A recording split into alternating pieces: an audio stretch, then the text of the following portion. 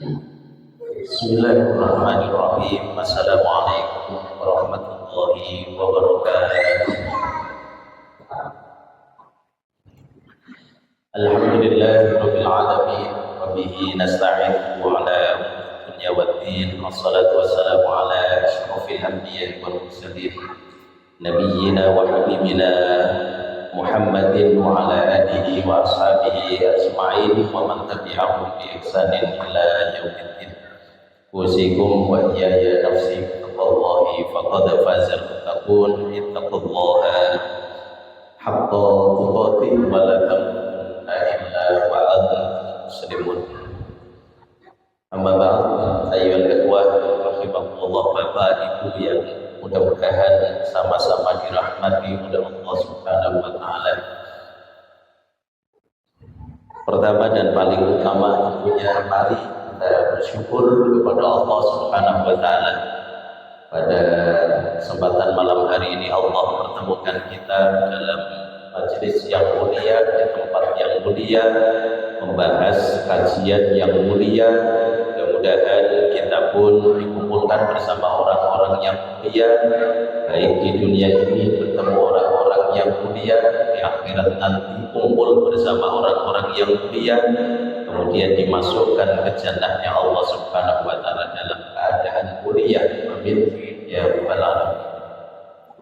Salawat dan salam terlimpahkan tercurahkan kepada Nabi Muhammad sallallahu alaihi wasallam, keluarga beliau, para sahabat beliau, dan para pengikut beliau yang tetap istiqomah mengikuti ajaran-ajaran beliau hingga akhir zaman.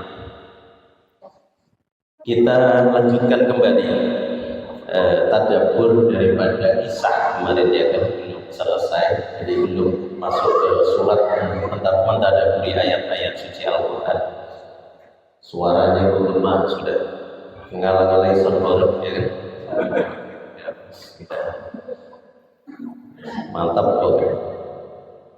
Insya Allah satu kata, dua kata yang keluar dari lisan sang imam, dari lisan siapapun yang mempergunakan ini amal soleh akan menjadi jariah di sisi Allah Subhanahu wa taala. Itu nyamannya di situ, Pak. Nyamannya ada uang itu enak begitu, ya kan. Makanya ada murid saya yang nanya, sing HP-nya Ustaz baru gitu. Saya bilang, ini saya pesan di Shopee sama depannya itu, sama Ustaz, mau jangan, ya mau tak bayar tak boleh, mau tak bayar tak transfer tak boleh, itu Ustaz saja. Saya sampaikan ke santri-santri saya, coba bayangkan, saya dalam sepekan ngisi kajian bisa 5 kali atau 6 kali, sedangkan ini senantiasa menemani saya. Ya kalau di rumah saja, Pak, saya capek nyiapkan materi, saya capek jalan, kadang-kala yang perjalanannya juga lumayan 45 menit, dia dapat pahala sebagaimana saya yakin saya dapat pahala sama. Nyaman kan? Nempel casing hanya 50.000 saja. Ya, Pak. Itu sarana dalam dakwah, orang yang memfasilitasi apapun bentuknya, apalagi sedekah yang paling utama itu air, diminum oleh siapa saja, kemudian orang tersebut kuat dari wasilah air tersebut, karena sumber kekuatan itu adalah air, maka orang tersebut siapapun itu ya, yang minum, misalnya seorang ulama atau seorang ustaz, sholatnya dia itu akan mengalir juga kepada orang yang ngasih air tersebut. Nyaman, Pak, ya? Nyaman. Tapi pas ada uangnya biasanya agak susah keluar juga, hanya dapat cerita enaknya tadi itu.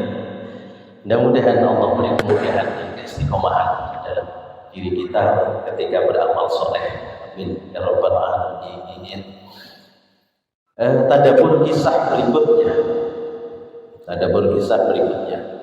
Biasanya kalau di masjid-masjid tak tempelkan, ini tidak berani nempel mana, sudah nyaring.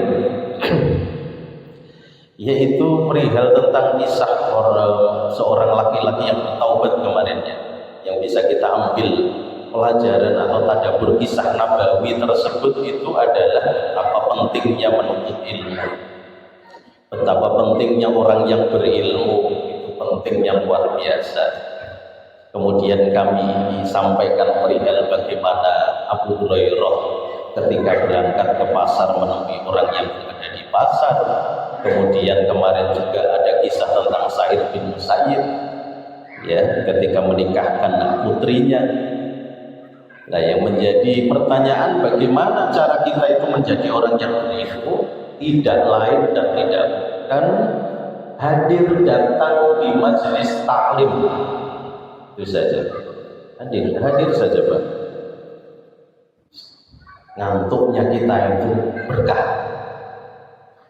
Nggak sengaja janjian sama orang duduk di sini juga berkah.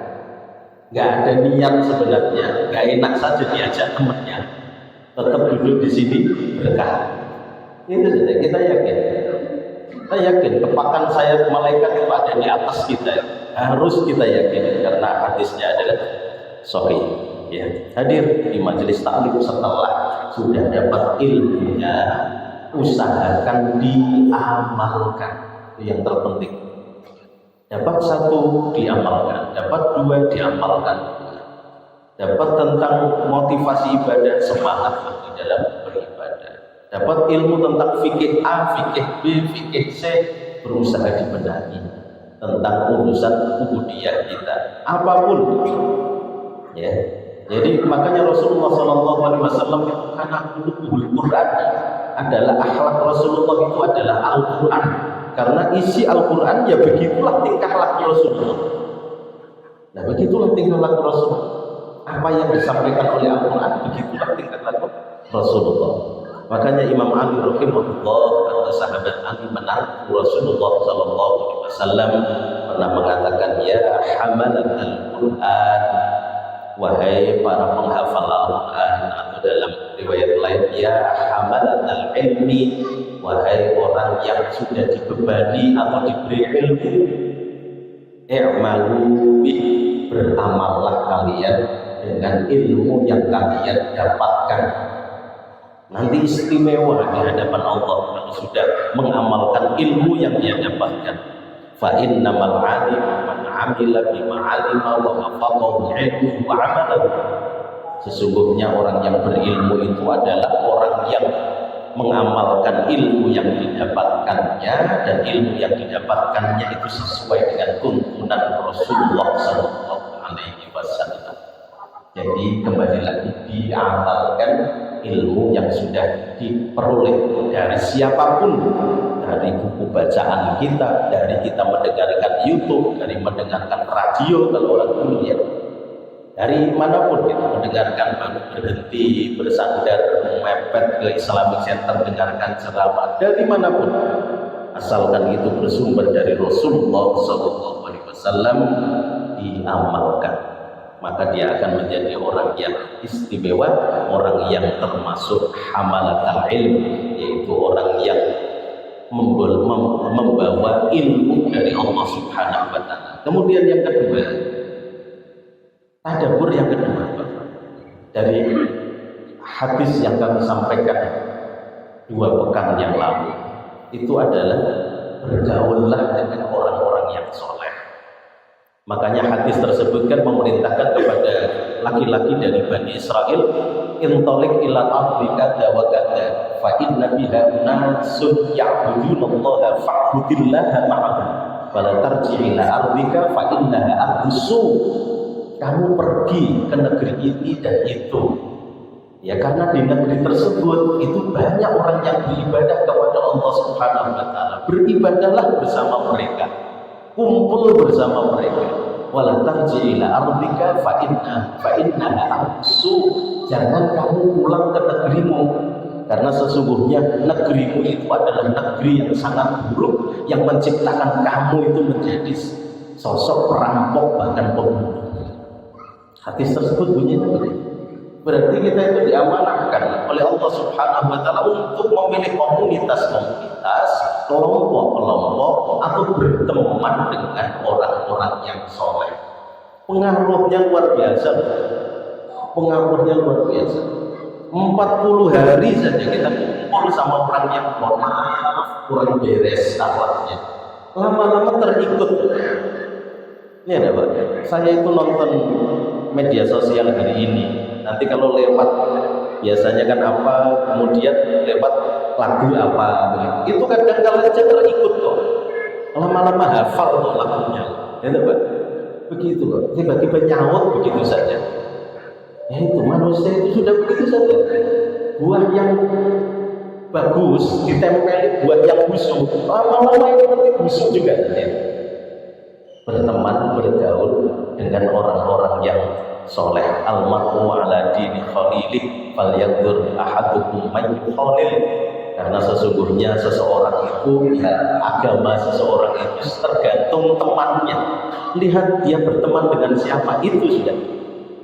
Kalau kita lihat, kepingin lihat seseorang itu, misalnya cari mantu, misalnya begitu, cari temannya, pergaulan si mantunya tadi itu sama siapa.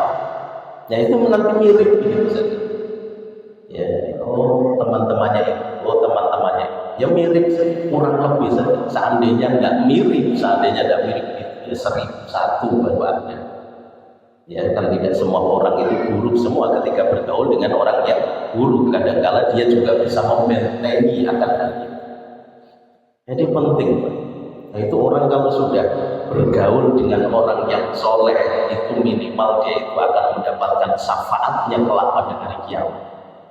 Ya, bergaul dengan orang yang soleh, harapannya nanti berbangkit bersama orang yang soleh tersebut. Jelas ya, itu ya suara saya. Atau terlalu menggema ya? Bassnya dikurangi, sound borok ya. Ya. Atau siapa tahu ya.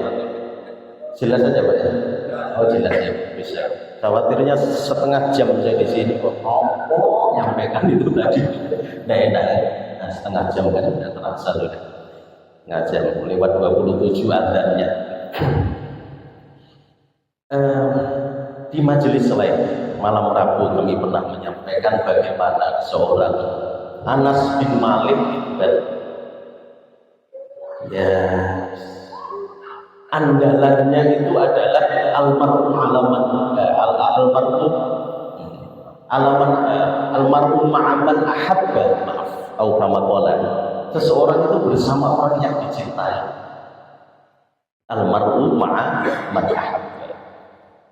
Ketika Anas bin Malik membantunya Rasulullah Sallallahu Alaihi Wasallam, menemani Rasulullah selama 10 tahun, Anas bin Malik itu tidak pernah mendengarkan kata-kata kasar dari Rasulullah Sallallahu Alaihi Wasallam.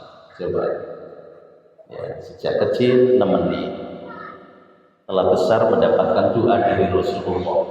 Anas bin Malik, doa Rasulullah, mudah-mudahan Allah beri kamu keturunan yang banyak dan harta yang melimpah. Kan itu doanya Rasulullah untuk Anas bin Malik ya. Ya betul-betul. Anaknya Anas bin Malik itu buahnya anak-anaknya Anas bin Malik. Kemudian hartanya melimpah. Makanya ketika terjadi kekeringan yang sangat, pembantu-pembantunya itu nyampaikan kepada Anas bin Malik, ya Anas bin Malik, rumah kita itu tidak mendapatkan siraman air. Ya alangkah baiknya sudahlah katakan istisqa, minta air kepada Allah Subhanahu wa taala, minta hujan. Apa yang dilakukan Anas bin Malik? Langsung doa, mengadakan tangan begini saja.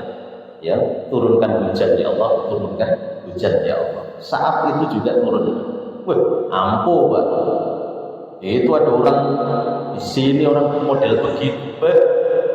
Nah kalau kemarin kan menghentikan hujan ya kan, sekarang nurunkan hujan. Hebat itu pokoknya. Dan hujannya itu kata pembantunya, dikelilingi kebun itu hanya menghujani kebunnya tok. Tidak ada kebun yang lain itu dihujani. Hujannya itu turun di kebunnya Anas bin Malik. Nah, Anas bin Malik itu ketika mendengarkan sabda Rasulullah SAW itu, ketika ditanya oleh seorang badui, ya kan, mata saat katanya begitu, kapan hari kiamat, maka Rasulullah SAW mengatakan, ma'atat talaha, apa yang kamu siapkan untuk menjumpai hari kiamat? Hubbullah wa Rasul, Oh kama qala, cinta Allah dan Rasul kan begitu kan. Yang saya siapkan aku mencintai Allah, aku mencintai Rasulullah. Maka Rasulullah mengucapkan kata-kata al-mar'u ma'a man ahabba. Seseorang itu bersama orang yang dicintai. Itu dipegang erat-erat oleh Anas bin Malik. Sampai keluar kata-kata yang masyhur oleh Anas bin Malik. Inni la uhibbu Rasulullah wa uhibbu Abu Bakr wa Umar wa arju ayyab'asani Allahu ma'ahum fa in lam a'mal ka'amalihim. Aku sangat mencintai Rasulullah, aku sangat mencintai Abu Bakar, aku sangat mencintai Umar. Wa arju ayyab'asani Allahu ma'ahum fa in lam a'mal ka'amalihim. Aku berharap bisa bangkit bersama mereka meskipun aku tidak memiliki amal sebagaimana amal mereka. Anas bin Malik sudahlah, tidak mungkin menandingi amalnya Abu Bakar. Berat. Ya, tidaknya aku mencintai Rasulullah. Ya, kita pun kan begitu, harus tanamkan. Kita mencintai Rasulullah, kita mencintai Abu Bakar, kita mencintai Umar, kita mencintai orang-orang yang soleh. Harapannya ketika kita tahu bahwa orang tersebut, masyarakat mengatakan bahwa dia ada orang-orang yang soleh, harapannya nanti bangkit dalam barisan orang yang soleh tersebut. Ya, ketika betul-betul disekat nanti itu orang yang di surga, orang yang di neraka, ada yang di tengah sebenarnya, ashabul a'raf. Diam, tidak ke surga, tidak ke neraka.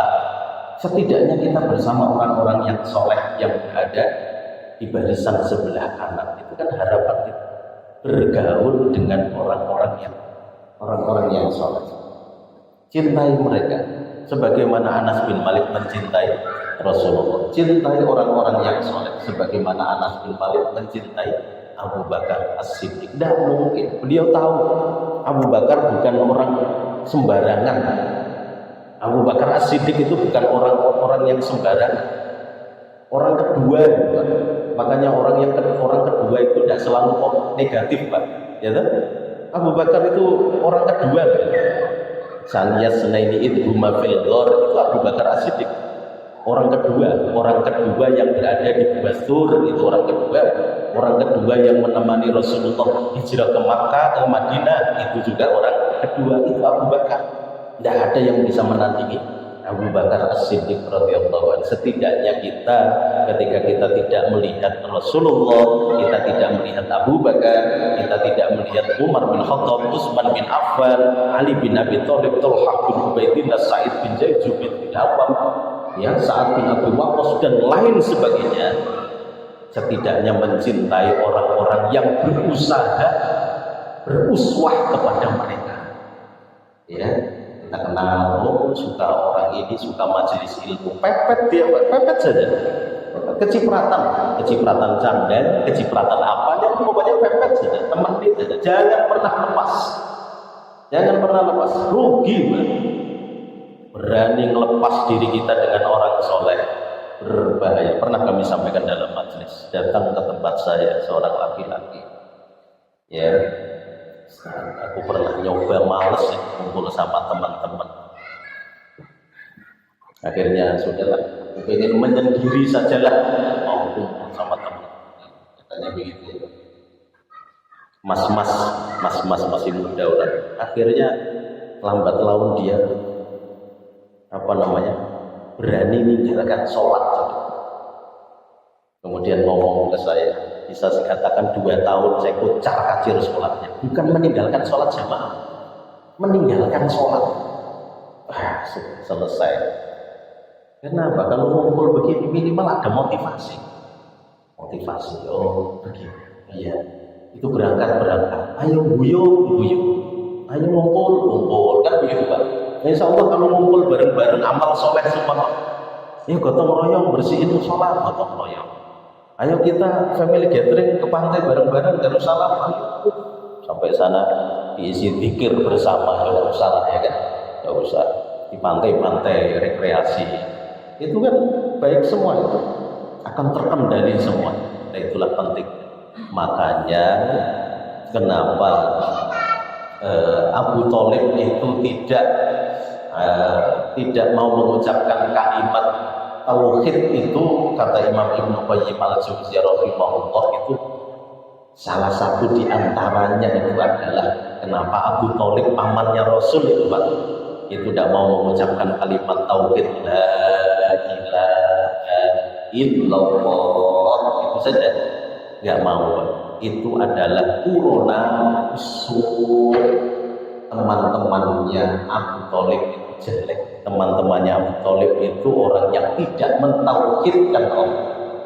Urona usul, teman yang buruk, ya, sehingga teman yang buruk itu menyebabkan Abu Thalib halu bainahu wa baina kalimatin wahidatin tujabu lahu bi sa'adatil abad, menghalangi antara siapa tadi?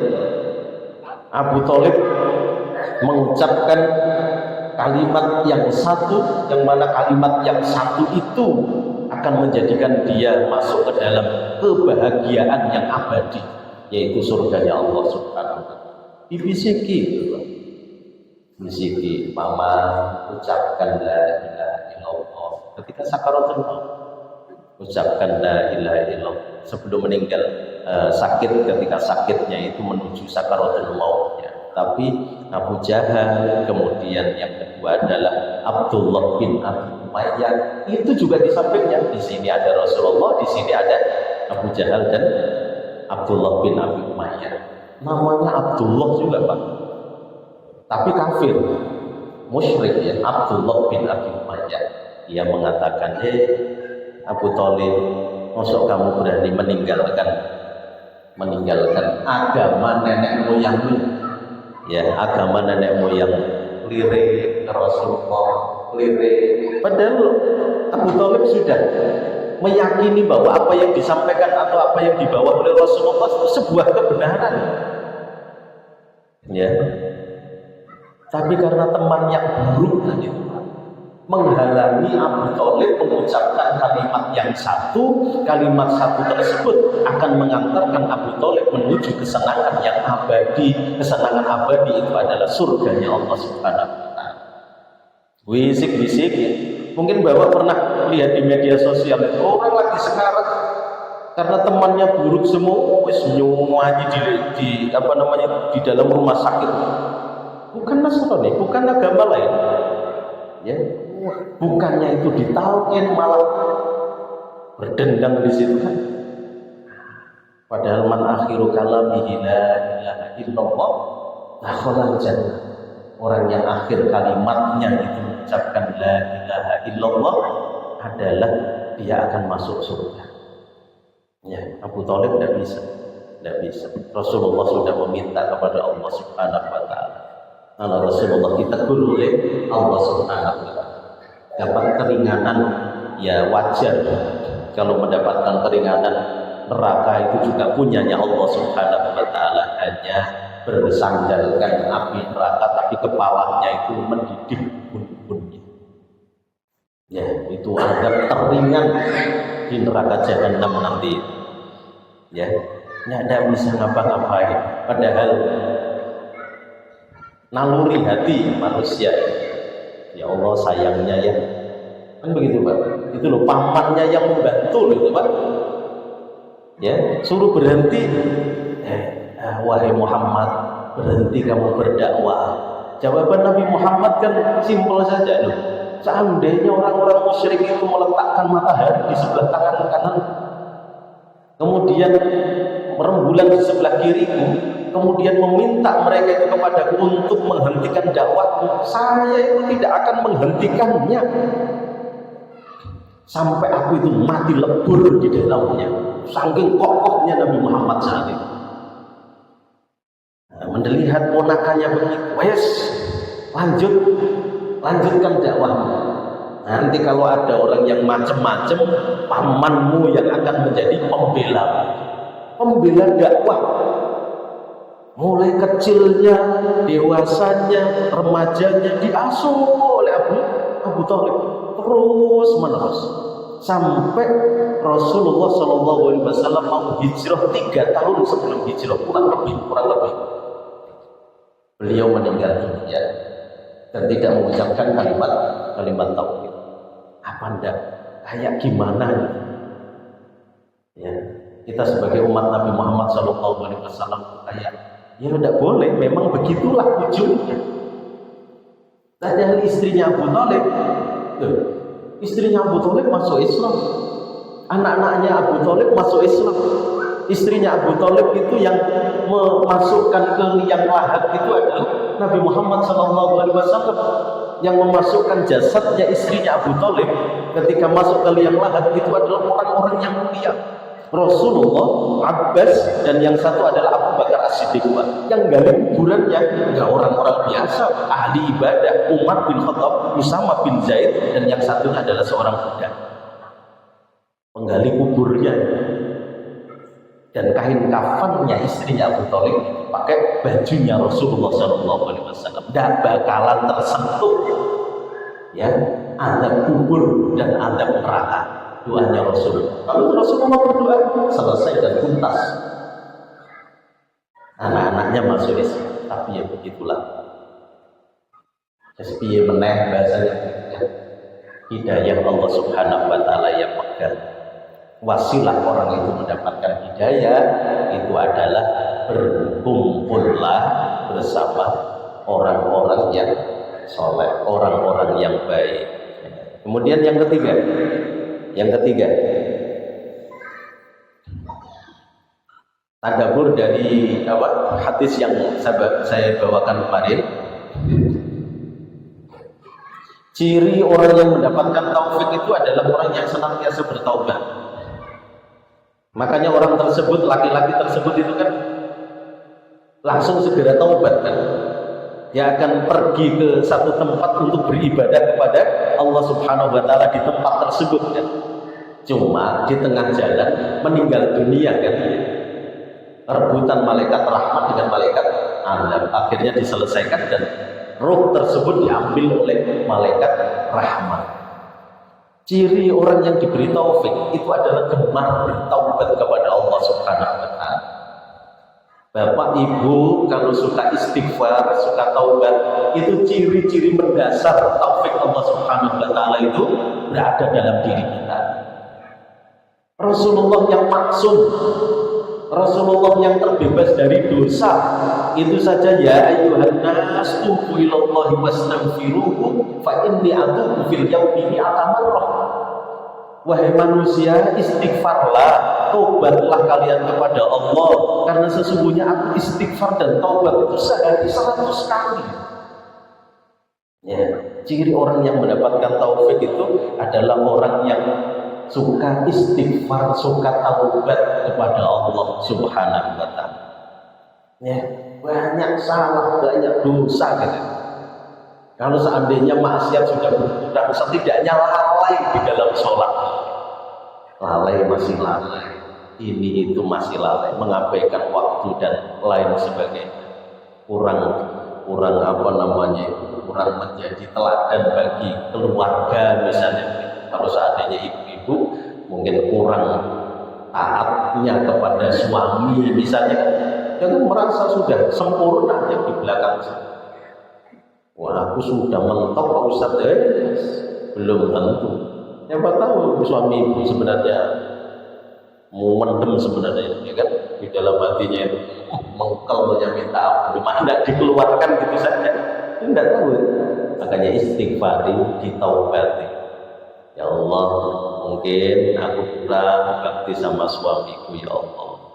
Baik aku sadar maupun tidak sadar, baik aku sengaja maupun tidak sengaja, saya bertaubat kepadamu ya Allah. Angkat dosa-dosaku, wala yaghfiru dzunuba illa anta. Tidak ada yang bisa memberi istighfar ampunan itu kecuali Kau. Liputi diriku ya Allah dengan maghfirahmu, dengan ampunan. Harusnya begitu Pak. Ya, mungkin sudah begitu, cuma ngajak kembali. Jadi orang yang meninggal dunia yang baik itu adalah ciri mendasarnya selain taubat itu adalah beramal soleh. Makanya Rasulullah SAW pernah mengatakan, idza aradallahu bi 'abdin khairan ista'malahu. Barang siapa yang Allah kehendaki, inginkan kebaikan bagi seseorang, kebaikan sebelum meninggalnya itu tadi itu kebaikan, maka Allah akan jadikan dia itu beramal. Akhirnya sahabat bertanya, kaifa yasta'miluhu ya Rasulullah, bagaimana Allah menjadikan dia itu beramal wahai Rasulullah? Maka Rasul mengatakan, wafiqhu li'amalin sholihin qabla maut. Allah memberi taufik untuk mengerjakan amal soleh sebelum meninggalnya. Sebelum meninggal dia suka beramal soleh. Cirinya begitu. Ciri orang yang husnul khotimah, baik penutupannya adalah beramal sebelum meninggalnya. Beramal soleh sebelum meninggal. Makanya ketika ada seorang laki-laki ujug-ujug tiba-tiba keluar ke masjid. Kalau sudah di masjid malas pulang, baca Quran habis maghrib misalnya, habis subuh tidak langsung pulang, zikir lama-lama. Padahal sebelumnya si bapak ini jarang begitu. Tiba-tiba ibu-ibunya juga begitu. Waduh, luar biasa, nempel terus ke suaminya, berusaha berbakti terus, berusaha mepet beramal soleh terus.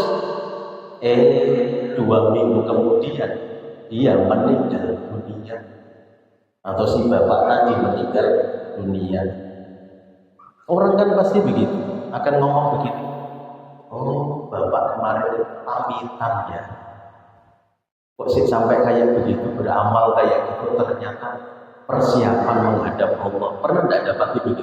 Orang itu tiba-tiba aneh begitu. Ujungnya seminggu kemudian atau 2 minggu kemudian dia itu meninggal dunia. Gak pernah kok bapak itu begitu, kok tiba-tiba berubah, akhirnya rajin ibadah. Tapi ya jangan nanti yang rajin ibadah langsung kayak ciri-ciri meninggal dunia orang ini, ya jangan begitu juga Pak ya. Tidak boleh begitu ya, lanjutkan gitu kan, lanjutkan, istiqomahkan. Makanya ketika kita sudah istiqomah di dalam beramal soleh, seneng gitu ya Pak. Kalau sudah ke masjid itu seneng, kalau di rumah sudah ibadah itu seneng, ibu-ibu sudah baca Quran itu seneng, zikir wirid pagi itu seneng, zikir wirid sore itu seneng, bapak-bapaknya juga begitu. Amal soleh bentuk apapun kok sudah ada kecenderungan seneng, sudah itu tanda hidayah ada dalam diri bapak sekalian. Jangan diabaikan, jangan dilepaskan. Seandainya bapak nanti turun iman, lepas yang sunnah tidak apa-apa, tapi yang wajib jangan ditinggalkan. Insyaallah Allah akan mengirim kita semua menuju husnul khotimah. Amin ya rabbal alamin.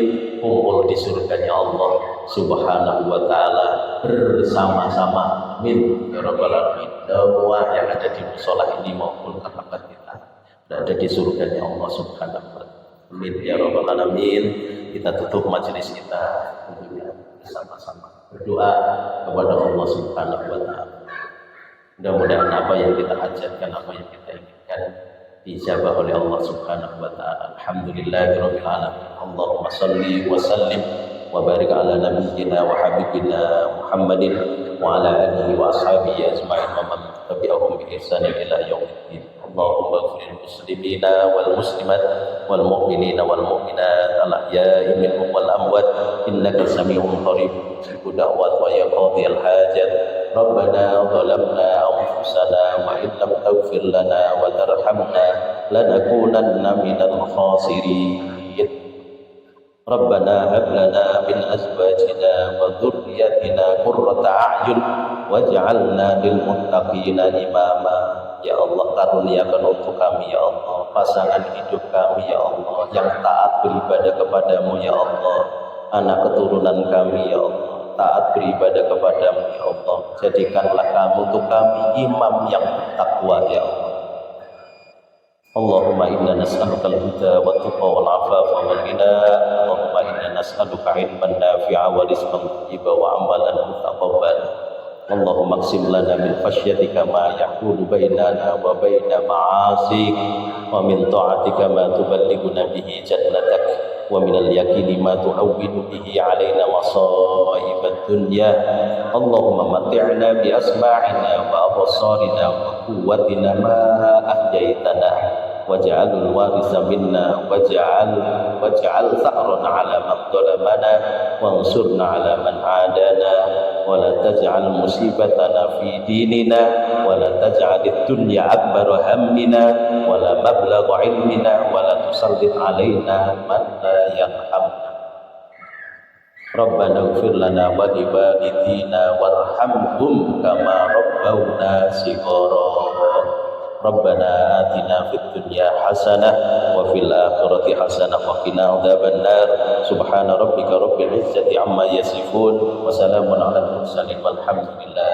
رب العالمين. Kurang dan lebihnya saya mohon maaf Bapak Ibu sekalian, mohon dimaafkan. Billahi taufiq wal hidayah. Assalamualaikum warahmatullahi wabarakatuh.